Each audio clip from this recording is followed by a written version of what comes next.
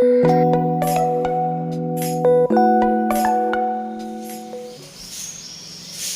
हैं सभी छात्र और छात्राएं? चलिए, आप स्वस्थ रहे, अच्छे रहें। आप लोगों की पढ़ाई वगैरह कैसी चल रही है? जो बच्चे क्लास में उपस्थित थे, कैसी चल रही है आप लोगों की पढ़ाई? चलिए, अच्छी बात है। चलिए, मैं आपका अपना टीचर तुलसी गौड़। आज मैं आप लोगों के लिए सीडीपी, चाइल्ड डेवलपमेंट, बाल विकास, शिक्षा शास्त्र और पेडागोगी का टेस्ट लेकर आया हूँ। आज हमारा टेस्ट नंबर 16 है और चैप्टर नंबर 11 है। आप याद रखना, इससे पहले आपके 15 टेस्ट हो चुके हैं, वो सब प्ले लिस्ट में पड़े हुए हैं। आप वहां से जाकर अपनी कंप्लीट तैयारी को आगे बढ़ाएं और कम समय में अधिक रिजल्ट पाएं। हम आपको टेस्ट टॉपिक बाय टॉपिक करा रहे हैं और कोई जो हमें टॉपिक में हम पूरे टॉपिक से 20 क्वेश्चन निकालते हैं आप लोगों के लिए, जो मोस्ट वेरी वेरी इंपॉर्टेंट होता है, जो आगामी परीक्षाओं में बन सकते हैं या बनने की पॉसिबिलिटी होती है। ठीक है, वो हम आपको 20 क्वेश्चन का पूरा टॉपिक का निचोड़ निकाल के दे देते हैं। आप इतना कर लीजिएगा, यकीन मानिएगा कि आपको एग्जाम में बाल विकास में 30 नंबर में से कम 28 नंबर लाने से कोई नहीं रोक सकता। ठीक, तो आइए देखते हैं। पहला क्वेश्चन है हमारा, सतत एवं व्यापक मूल्यांकन। सतत कहते हैं लगातार, कंटिन्यूटी के साथ। व्यापक मूल्यांकन किस लिए आवश्यक है? मतलब बच्चे का कंटिन्यूटी के साथ मूल्यांकन होना चाहिए और व्यापक आधार पर होना चाहिए। यह किस लिए आवश्यक है? यह समझने के लिए कि अधिगम का किस प्रकार मूल्यांकन किया जाता है। मतलब अधिगम क्या होता है? जो बच्चा सीखता है उसका किस प्रकार मूल्यांकन होना चाहिए, किस प्रकार नहीं होना चाहिए, उसमें क्या बेहतर होना चाहिए, इसे समझने के लिए। बी है, अधिगम में कैसे सुधार किया जाए। मतलब मूल्यांकन इसलिए किया जाता है, बी ऑप्शन ये कह रहा कि जो बच्चा सीखता है उसे सीखने को और कैसे बेहतर बनाया जाए।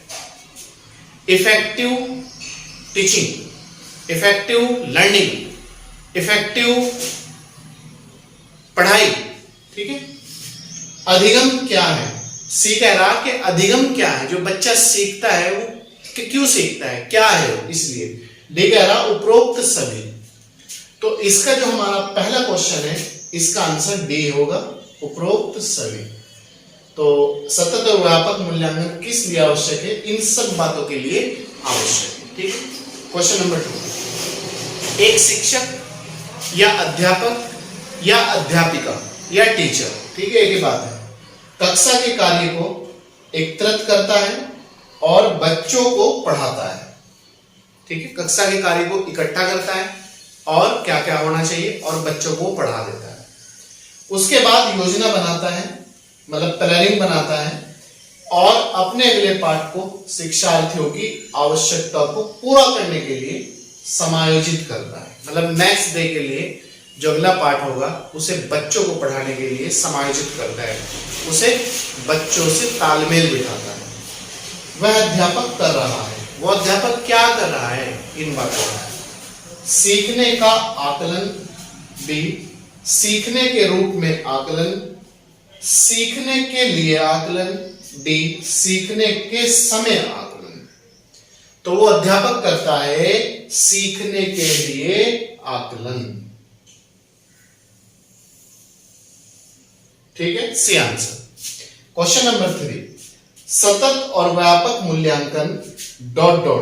पर बल देता है। मतलब सतत और जो व्यापक मूल्यांकन है वो किस चीज पर बल देता है, किस चीज पे फोर्स डालता है, किस चीज को प्रभावी बनाता है। सीखने को किस प्रकार अवलोकित किया जाए तथा उसे कैसे रिकॉर्ड व उसमें कैसे सुधार किया जाए। मतलब बच्चे को कैसे सिखाया जाए, उसे कैसे रिकॉर्ड किया जाए और उसमें किस प्रकार सुधार किया जाए। ये ऑप्शन ये कह रहा है। बी कह रहा है बोर्ड परीक्षाओं की अनावश्यकता पर बल। सी कहता है ए व बी दोनों। डी कहता है नन ऑफ दीज, कोई नहीं, नन ऑफ दीज। तो इसमें क्या है, सीखने को किस प्रकार अवलोकित किया जाए तथा उससे कैसे रिकॉर्ड और उसमें कैसे सुधार किया जाए। तो आंसर हो जाएगा हमारा ए। ए राइट आंसर है, ठीक है। क्वेश्चन नंबर 4, जब एक बावर्ची कहते हैं जो किचन में खाना बनाता है, खाना पकाते समय खाने को चखता है, मतलब आपने देखा होगा जब घर में मम्मी, सिस्टर या भाभी खाना बनाती है तो वो कभी कभी उसका टेस्ट लेती है कि खाने में नमक तो ज्यादा नहीं हो गया, मिर्च तो ज्यादा नहीं हो गई, कोई और समस्या तो नहीं है, तो उसे चखता है। तो वह डॉट डॉट के समान है, मतलब वो क्यों ऐसा कर रहा है कि वो जो टेस्ट कर रहा है उसे सीखने के लिए आकलन, बी सीखने के रूप में आकलन, सी आकलन और सीखना। बताइए तो वो क्या करता है ऐसा करके?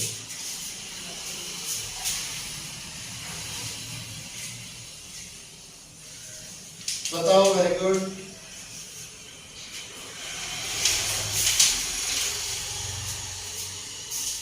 बताओ, वो करता है सीखने के लिए आकलन। आकलन मतलब जांच कि कैसे बेहतर बनाया जा सकता है, इसे इसमें कोई समस्या तो नहीं है, उसे दूर किया जाएगा, ठीक। क्वेश्चन नंबर 5, सतत और व्यापक मूल्यांकन की योजना में व्यापक शब्द के अलावा निम्न के द्वारा समर्थित किया जाता है। मतलब व्यापक शब्द के अलावा और कौन से ऐसे शब्द है जो उसके साथ अटैच किया जाता है?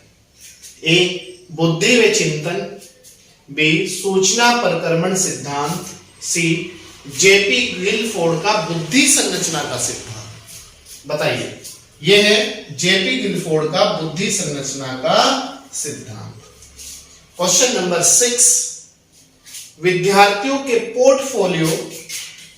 पोर्टफोलियो के लिए सामग्री का चयन करते समय डॉट डॉट का डॉट डॉट जरूर होना चाहिए। दो फिल इन द ब्लैंक है, दो भरने हैं। विद्यार्थियों समावेशन, बी अन्य शिक्षकों समावेशन, सी अभिभावकों समावेशन, डी सभी। बताइए क्या होना चाहिए? इसमें होना चाहिए, इसमें विद्यार्थियों और इसमें का समावेशन जरूर होना चाहिए। पूरा सेंटेंस करना है हमें। यहां विद्यार्थियों के पोर्टफोलियो के लिए सामग्री का चयन करते समय विद्यार्थियों का समावेशन जरूर होना चाहिए, मतलब उसमें विद्यार्थियों को शामिल जरूर किया जाना चाहिए, उनके विचार जरूर जाने चाहिए, उन्हें किस प्रकार की शिक्षा दी जाए, ये हमारे लिए मोस्ट वेरी वेरी इंपॉर्टेंट है, ठीक है। क्वेश्चन नंबर 7, सीखने डॉट डॉट आकलन और अनुदेशन के बीच डॉट डॉट दृढ़ीकरण मतलब मजबूतीकरण द्वारा सीखने को प्रभावित करता है। ए के लिए संबंधों, बी का अंतर, सी का भिन्नता। इसमें आंसर हो जाएगा, इसमें आ जाएगा के लिए, सीखने के लिए आकलन और अनुदेशन के बीच संबंधों दृढ़ीकरण द्वारा सीखने को प्रभावित करता है। तो हमारा आंसर हो जाएगा ए, ठीक है। इसके बाद क्वेश्चन नंबर नेक्स्ट है, क्वेश्चन नंबर 8 में सीखने के लिए आकलन निम्नलिखित का ध्यान सिवाय किसका, मतलब किसे छोड़ते हुए किसका ध्यान? विद्यार्थियों की आवश्यकताओं का, विद्यार्थियों की त्रुटियों का, विद्यार्थियों की अधिगम शैलियों का, विद्यार्थियों की अक्षमताओं का। क्वेश्चन एक बार फिर समझ लीजिएगा। सीखने के लिए आकलन निम्नलिखित का ध्यान सिवाय किसके? इसमें आंसर हो जाएगा विद्यार्थियों की आवश्यकताओं का, बाकी सब इसमें शामिल है, ठीक है। क्वेश्चन नंबर 9, सतत और व्यापक मूल्यांकन के लिए तार्किक आधार क्या है? सतत और व्यापक मूल्यांकन के लिए तार्किक आधार या बेस क्या है? आकलन के अवसरों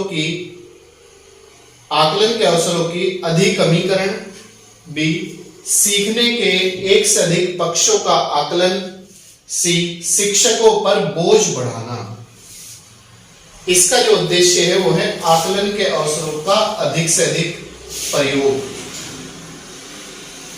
ठीक है। आकलन के अवसरों का अधिकीकरण या अधिक से अधिक प्रयोग या ज्यादा से ज्यादा प्रयोग किया जाए ताकि बच्चा फ्रीडम के साथ और नेचुरल चीजों से जोड़ के पढ़ाया जाए, आसपास के एनवायरनमेंट से जोड़ के पढ़ाया जाए, आसानी से सीख सके। क्वेश्चन नंबर 10, सतत और व्यापक मूल्यांकन होता है किसका? शिक्षक मतलब किसे ध्यान में रखते हुए होता है?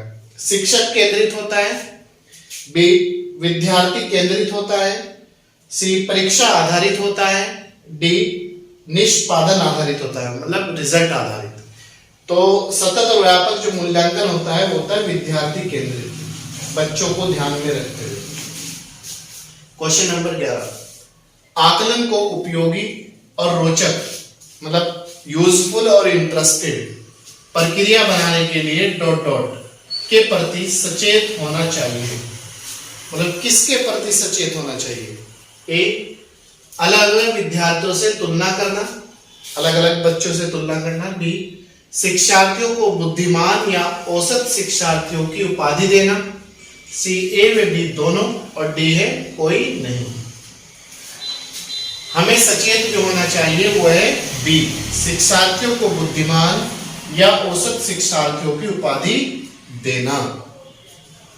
क्वेश्चन नंबर 12, एक अध्यापिका जिसका नाम है सुमन अपनी कक्षा को क्षेत्र भ्रमण पर ले जाती है, टूर के लिए ले जाती है, और वापस आने पर अपने विद्यार्थियों के साथ भ्रमण पर चर्चा करती है। बच्चों से पूछती है तुमने वहां क्या देखा, कौन सी क्या चीज थी, क्या तुम्हें अच्छा लगा, ये चर्चा करती है। यह किस बात की ओर संकेत करता है? सीखने के लिए आकलन, आकलन के लिए सीखना, सी है ए और बी दोनों। यह सचेत करता है सीखने के लिए आकलन, ठीक है, सीखने के लिए आकलन।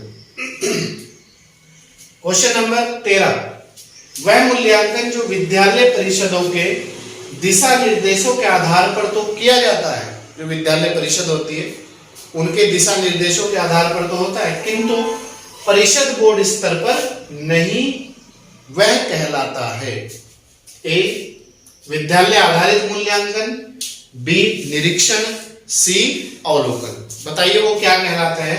वो कहलाता है विद्यालय आधारित मूल्यांकन। ये आंसर हो जाएगा हमारा, ठीक है। क्वेश्चन नंबर 14, प्रश्न नंबर 14 देखिए, केंद्रीय माध्यमिक शिक्षा बोर्ड ने विद्यालय आधारित सतत व व्यापक मूल्यांकन के दिशा निर्देश दिए हैं, निम्न में से कौन सा इसका एक उद्देश्य नहीं? मतलब एक केंद्रीय माध्यमिक शिक्षा बोर्ड ने ये कहा है कि आप बच्चों का सतत और व्यापक मूल्यांकन करें, ये दिशा निर्देश है। तो उस दिशा निर्देश में कौन सा एक उद्देश्य शामिल नहीं है? एक बच्चों पर पड़ने वाले दबाव को कम करना, जो बच्चे पे दबाव पड़ रहा है शिक्षा का उसे कम करना, विद्यार्थियों की अपनी रुचि के अनुसार पढ़ने की छूट देना, जो सब्जेक्ट अगर वो आर्ट्स से पढ़ना चाहे तो आर्ट्स से पढ़े, जो सब्जेक्ट वो लेना चाहते हैं वो ले, साइंस से पढ़ना चाहते हैं तो साइंस पढ़े, मैथ्स से पढ़ना चाहे तो मैथ्स पढ़े, तो उनके अनुसार। सी निदान में उपचार के साधन की व्यवस्था करना, मतलब अगर बच्चे को समस्या आ रही है उसका निदान करना और उसका उपचार करना, ट्रीटमेंट करना, उसकी समस्या को दूर करना, उसे समझाना, उसे बेहतर तरीके से उसकी समझ विकसित करना। तो इसमें जो शामिल नहीं करा गया वो करा गया है विद्यार्थियों के अपनी रुचि के अनुसार पढ़ने की छूट देना। इसमें रुचि के अकॉर्डिंग अभी छूट शामिल नहीं है, बाकी दोनों शामिल है। क्वेश्चन नंबर 15, अधिगम के अच्छे मूल्यांकन के मानदंड है, मतलब जो अधिगम है बच्चे का, उसका जो हम एनालिसिस करते हैं, उसका जो हम मूल्यांकन करते हैं, उसे जो हम जांचते हैं, उसके अच्छे मानदंड क्या है? ये युक्ति संगत होना चाहिए, ये विश्वसनीय होना चाहिए, ट्रस्टेड होना चाहिए, ये तुलनीय होना चाहिए, एक बच्चे का दूसरे बच्चे से तुलना, कंपैरिजन, डी ये सभी। तो इसमें तीनों शामिल है, सभी विश्वसनीय भी होना चाहिए, तुलनीय भी होना चाहिए और युक्ति संगत भी होना चाहिए। क्वेश्चन नंबर 16, निम्न में कौन सी अधिगम के मूल्यांकन की विशेषता नहीं है? नहीं बतानी है, इसमें नहीं है, बाकी है वो अलग चीज है, नहीं है। यह मूल्यांकन शिक्षा प्राप्ति के बाद किया जाता है, मतलब जो ये मूल्यांकन है ये शिक्षा प्राप्ति के बाद किया जाता है। बी इसमें सूचना छात्रों द्वारा स्वयं इकट्ठा की जाती है। इसमें सूचना अध्यापक द्वारा इकट्ठा की जाती है। डी, सूचना को सामान्य रूप से अंकों व ग्रेडों में बदला जाता है। तो बताइए अधिगम के मूल्यांकन की कौन सी विशेषता नहीं है? इसकी जो विशेषता नहीं है वो है इसमें सूचना छात्रों द्वारा स्वयं इकट्ठा की जाती है, जबकि इसमें सूचना अध्यापक द्वारा इकट्ठा की जाती है, ना कि छात्रों द्वारा। तो इसमें तीनों है, शिक्षा प्राप्ति के बाद होता है, सूचना अध्यापक द्वारा इकट्ठा होती है, और इसमें अंकों और ग्रेडों को बदला जाता है जो रिजल्ट है। क्वेश्चन नंबर 17, सतत व व्यापक मूल्यांकन किसका नहीं किया जाना चाहिए? मतलब किसका सतत और व्यापक मूल्यांकन नहीं होना चाहिए? छात्रों को विभिन्न विषय क्षेत्रों के कौशल का, मतलब किस विषय में उसने कितना टैलेंट प्राप्त किया है, क्या उसका रिजल्ट रहा है, इस चीज का। बी, छात्रों को विभिन्न विषय क्षेत्रों में सफलता का, छात्रों की सामाजिक आर्थिक स्थिति का। डी, छात्रों की व्यक्तिगत कौशल, रुचि व अभिवृद्धि का। तो इसमें जो नहीं होना चाहिए वो नहीं होना चाहिए सी, छात्रों की सामाजिक आर्थिक स्थिति का। इस चीज से कोई भी ताल्लुक नहीं है एजुकेशन का। बच्चा चाहे गरीब हो चाहे अमीर हो, उससे कोई प्रभाव नहीं पड़ता। बाकी तीनों शामिल है, विषय क्षेत्रों का भी और विभिन्न विषय में सफलता का भी